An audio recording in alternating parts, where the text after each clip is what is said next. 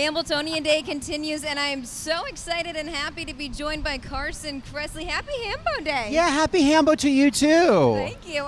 You've traveled a little bit all over to a few different racetracks.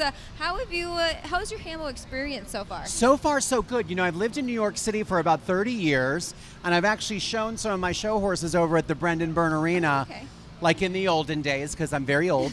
And but this is my first visit to the Meadowlands racetrack, and it's fantastic. You know, we had a great hat contest, a lot of fashion, great people, amazing horses. I love harness racing. I love seeing the beautiful standardbred horses. So it's just been a real thrill to be here for the whole day. Now, you are obviously a fashion expertise. How about some of those Hambo hats? I know. They were so fun. If you didn't see the winner, basically a lady had created her own like standardbred racehorse and attached it to her hat, and the wheels on the bike actually moved, and it was incredible.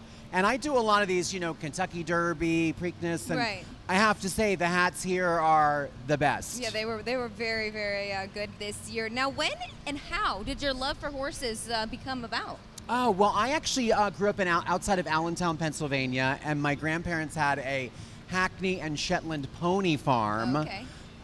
So there was always 100 ponies outside my door, and I just was able to ride and show. And then when you're like 13, you're like, okay, can I please get a horse? Right. And then that evolved into saddlebreads and standardbred show horses, and it's something I've been doing since I was a kid, and it's my way to stay sane in the crazy world of showbiz. I definitely agree with you. It is a nice way to stay sane. Now, tell us a little bit about your saddlebreds, because they're totally different from the standardbreds. Yeah, they're quite hot-blooded, a lot of thoroughbred background in them, and they were created to create these easy-riding, really beautiful, super stylish show horses. I kind of call them the supermodels of the show ring. And you can go to my Instagram, you can see what they do, and they're extremely stylish and fun. And then along with the saddlebreds, a lot of standardbreds will show in the road horse division, which is basically like a show division of harness racing. We get to wear the silks. Mine are red and green and tan Gucci. And it's a really fun way to enjoy standardbred. And a lot of them come off the track.